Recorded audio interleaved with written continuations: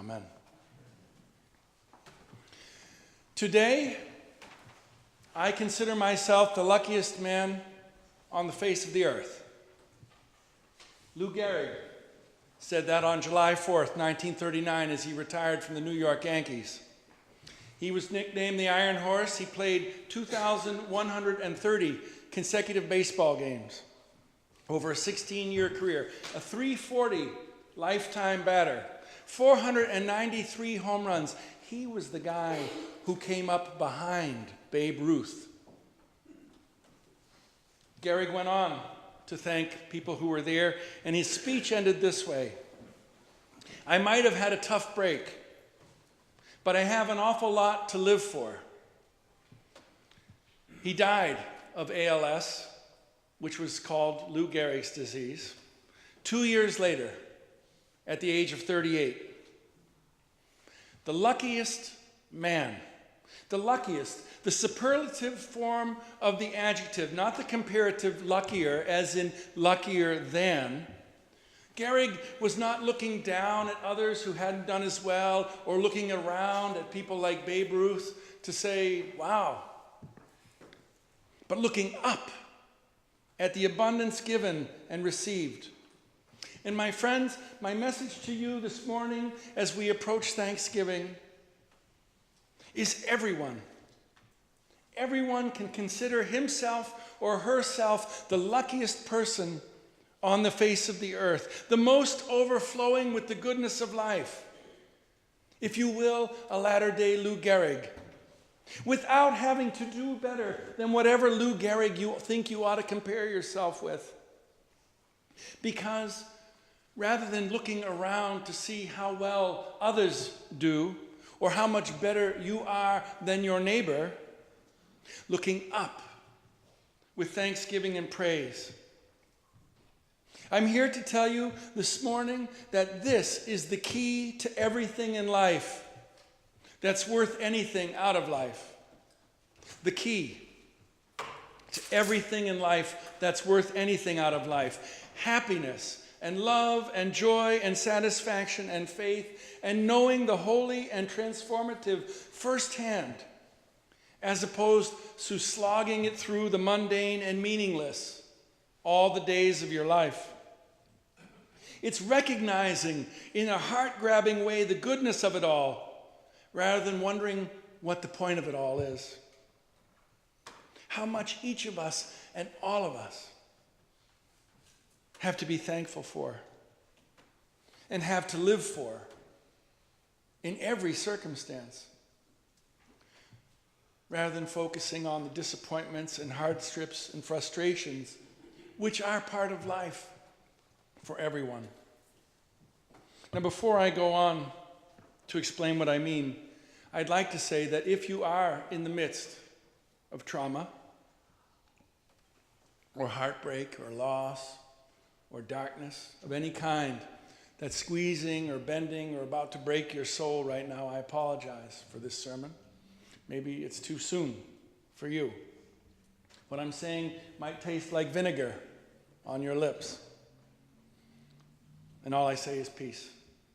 And please put up with this. Maybe it will mean something to you down the road. Having said that, my childhood was much like my children's childhood here in Dover. Every opportunity and comfort was made available to me. But when I look back, the other thing that was like Dover was it was a comparative culture. I had a hard time as a child considering myself the luckiest boy on Otsego Road, let alone along the face of the earth, because there were a lot of other kids who had more Lacoste shirts than I did, who belonged to both country and yacht club.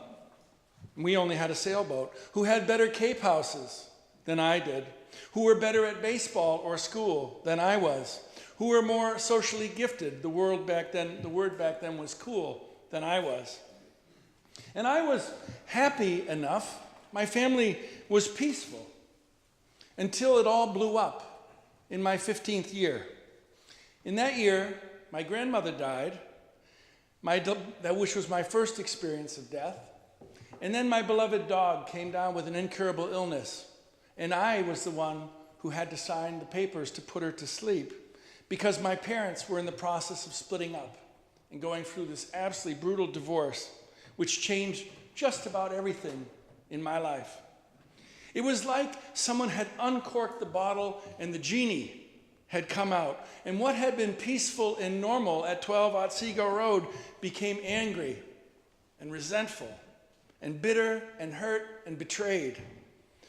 And I look back now, I didn't know it at the time, but none of us knew how to go forward because whenever we started to, someone else would point backward to the pain, to the injury, to the catastrophe of what had happened to our family.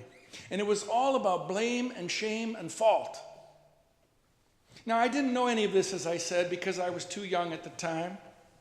But in a word, in that year, I lost my home and I lost my family, which I'm here to tell you are essential things if you're going to grow up to be a whole person, as in whole and healthy and peaceful. You don't have to have a mother and a father and all that sort of stuff to have a family or a home, but you do need the two. Now, my problem was I found all of this deeply embarrassing and shameful at the time. I couldn't explain it to my friends who were in happy families. And I didn't want to explain why my family was a mess because I lived in a comparative culture and I didn't want people to think less of me. So I smiled and I joked and I buried it in my heart, deep, deep down, where I thought I couldn't feel it and no one else could see it or touch it. And what I realize now is I became an emotional stranger in a strange land on a quest for something.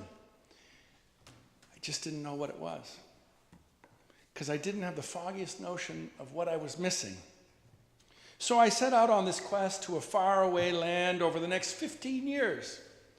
And I found my way all the way to the hidden treasure, or the dragon's den, or the enchanted castle.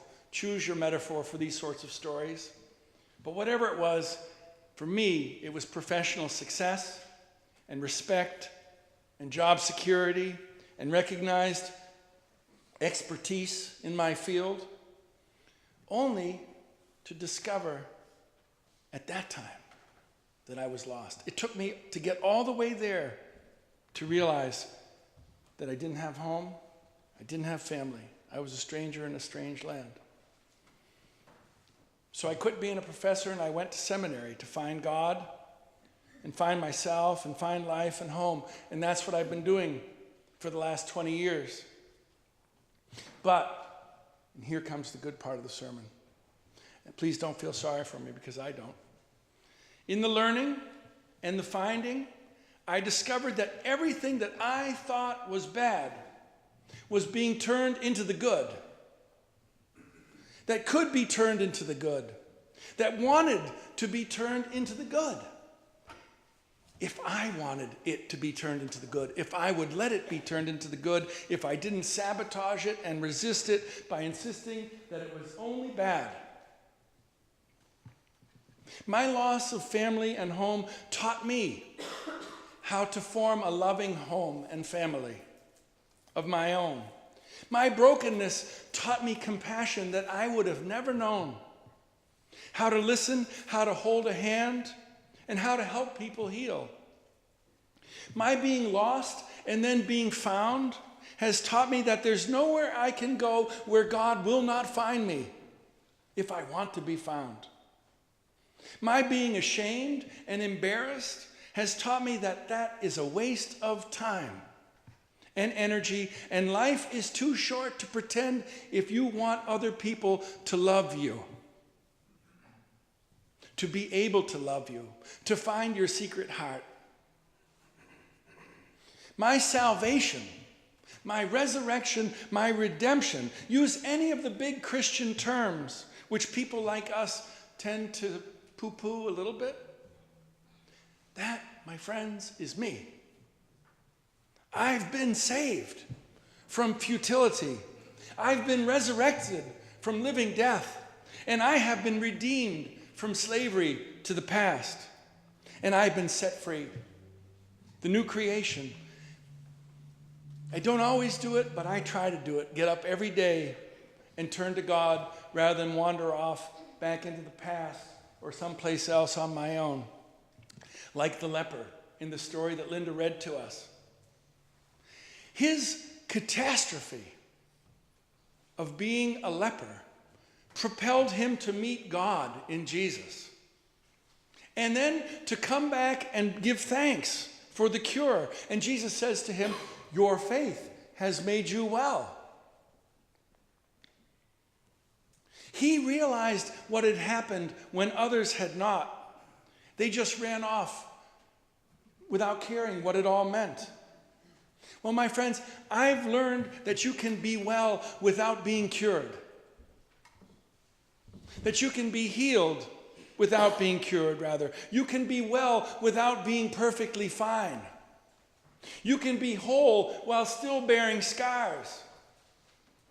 And that rather than doing what I used to do, which was wonder, why is this happening to me? Or why did this happen to me? A better question, and by better I mean one that leads to an answer of possibility and new life, rather than a question that leads to dead ends and more death, is this.